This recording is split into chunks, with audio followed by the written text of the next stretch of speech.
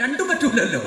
പുലിവാര് പിടിച്ച പോലെ മുമ്പൊരാള് ചന്തേന്ന് നാരങ്ങ കച്ചവടമൊക്കെ കഴിഞ്ഞ് പോവുക, കുറെ ചില്ലറൊക്കെ കിട്ടിക്കുന്നൊക്കെ കൂടി മടി കെട്ടി പോവുക. കുറച്ച് കാട് നിറഞ്ഞ സ്ഥലത്ത് എത്തിയപ്പണ്ട് ഒരു പുലി മുന്നിൽ ഒരു ആട്ടോ. അപ്പൊ ഇയാള് ഏകദേശം ബുദ്ധിയുണ്ട്. ഓടിയാല് പുലി ബേക്കുന്ന മാന്തി കയറും.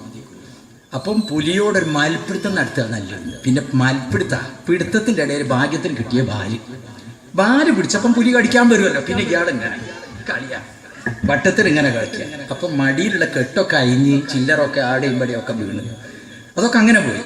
പിടുത്തം വിടാൻ പറ്റുമോ? ഇതും പിടിച്ച് ഇങ്ങനെ നടക്കുക. അപ്പോഴാണ് ഒരു അണ്ണാച്ചി ഇങ്ങനെ വരുന്നത്. ഇത് കണ്ടപ്പോൾ അണ്ണാച്ചി പല സർക്കസും ഞാൻ കണ്ടിരിക്കുന്നു, എത്രയോ ടിക്കറ്റും എടുത്തിക്കുന്നു. പക്ഷെ ഇതുപോലത്തെ രസമുള്ള ഒരു കളി ആദ്യമായിട്ടാണ് കാണുന്നത്.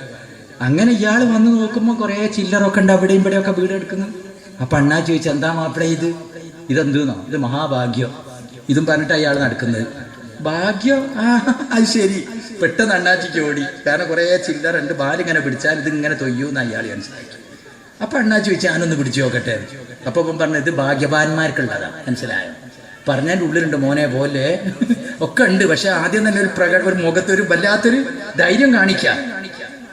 പിന്നെ ഈ അണ്ണാച്ചിക്ക് തോന്നി, ഒന്ന് പിടിച്ചാലും ഒരു ദിനേശ് വീടി ഒരു കെട്ട് വാങ്ങുന്നതിൻ്റെ ചില്ലറ എന്തെങ്കിലും കിട്ടിയാലോ.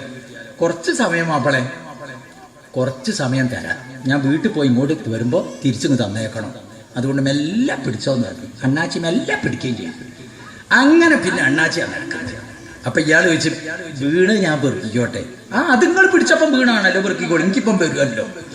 അങ്ങനെ ഇയാൾക്കൊക്കെ കൂടി പെറുക്കി ഗീസരൊക്കെ ഇട്ട് എന്നാ പിന്നെ ഞാൻ ഇപ്പം വരും കേട്ടോ, ടാറ്റ, ഓക്കെ, PK എന്നും പറഞ്ഞ് അയാള് സ്ഥലം വിട്ട്. അണ്ണാച്ചി ആ നടക്കുന്നത്.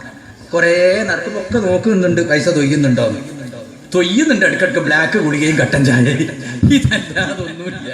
അങ്ങനെ നടക്കുന്നത്. അപ്പം ഞാൻ പറയാൻ കാരണം